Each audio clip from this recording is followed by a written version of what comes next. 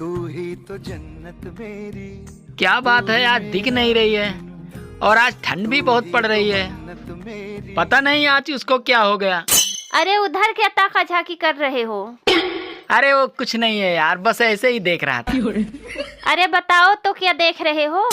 वो यार मैं एक चिड़िया देख रहा था, रोज ठंड में धूप सेकने छत पर आती थी। अच्छा, आजकल तुम बहुत चिड़िया देखने लगे हो। लगता है तुम्हारा भूत उतारना ही पड़ेगा।